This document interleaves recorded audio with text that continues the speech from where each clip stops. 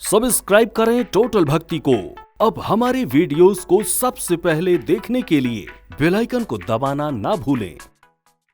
6 महीने प्रथम तीर्थंकर ऋषभदेव द्वार द्वार नगर नगर शहर शहर गली गली जाते रहे।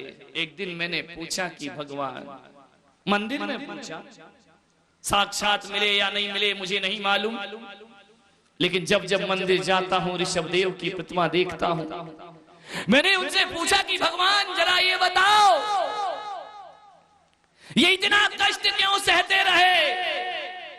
अरे आप तो तीर्थंकर थे, आपकी मुक्ति निश्चित थी, आपके पास तो उत्तम सेनन था, आपको आहार की कोई जरूरत भी नहीं थी, बिना आहार भी आप निर्वाण को प्राप्त कर सकते थे, आपके पास ताकत थी, आपके पास अतुल्य बल था, क्यों ये कष्ट सहते रहे? क्यों गांव गांव जाते रहे? क्यों द्वार द्वार जाते रहे? 6 महीने तक जाते, फिर लौट कर वापिस आते, फिर जाते फिर आते। 6 महीने में आपने कितना तपस्रण किया भगवान?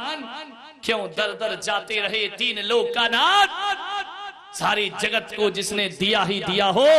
जब तक ग्रस्त जीवन में तीर्थंकर रहते हैं, कभी दुनिया के सामने हाथ नहीं फैलाया करते हैं। उनका भोजन स्वर्ग से आता है, उनके कपड़े स्वर्ग से आते हैं, उनके परिचारक स्वर्ग के होते हैं। मनुष्यों का एक बूंद जल भी नहीं लेते हैं। तीर्थंकर वो होते हैं जो माता मरुदेवी के स्तनपान भी नहीं किया करते हैं। शौधर में इंद्र अंगूठों में पयोधर छोड़ जाता है, अमृत छोड़ जाता है, जिसे चूस चूस करके भगवान बड़े हो जाते। माता का स्तनपान नहीं करते हैं, कुछ नहीं लेते इस दुनिया से।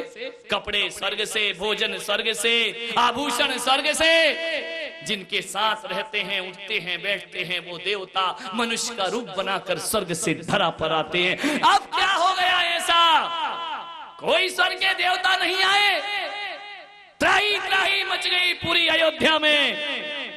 पूरा उनका आर्यावर्त चिंतित हो गया कि भगवान क्यों आते हैं, क्यों लौट जाते हैं नग्न वेश धारण किए। श्रावक आहार दान की विधि भूल गया। ध्यान रखना, यदि विधि ना होगी तो मुनि के आहार ना होंगे। हरि कैसे श्रावक हो और कैसा वो गांव है। मुनिराज नगर में आए, घर घर में प्रवण करें, गली गली में जाएं, उस श्रावक के दरवाजे बंद हो, ऐसा कैसे हो सकता है? एक संत तुम्हारे यहाँ आया है, तो तुम्हारे द्वार बंद हो। अरे भोजन तो रोज करते हो ना मेरे भाई, आपसे मैं पूछता हूं, रोज हर घर में भोजन होता है, फिर मुनिराज के लिए दरवाजे ना खुले, कैसा अभागा शहर होगा। विचार करें, अतिथि आया है, वह उपवास करके आया है, आपके उपवास नहीं है, आपके घर में भोजन बनता है, आपके बच्चे भोजन करते हैं। अभागे हैं वो घर जिन घरों में संतों के चरण नहीं पड़ा करते हैं, और जिन घरों में संतों के आहार हो जाएं, वो घर घर नहीं पूजा का मंदिर हो जाता है। स्वर्ग से देवता भी उसके घर को प्रणाम किया करते हैं। विचार करिए, घर में रहते हो, हर घर में भोजन बनता है। जैन साधु कभी बांध के नहीं ले जाता, ध्यान रखना। घर में जब कंवर साहब आते हैं, दामाद आते हैं ना, तो भोजन भी बनता है, अच्छा अच्छा भोजन बनता है। दामाद आए हैं और अच्छा अच्छा भोजन बनाने के बाद, पकवान बनाने के बाद, इतना खाने के बाद भी दामाद जब जाता है, क्या करते हो? बांध के बोलते, रास्ते में एक डिब्बा और रख देना, याद रखना ससुराल है, बेटी की ससुराल से आया है। बांधते जाते समय उसे डिब्बा भी और क्या करते हो?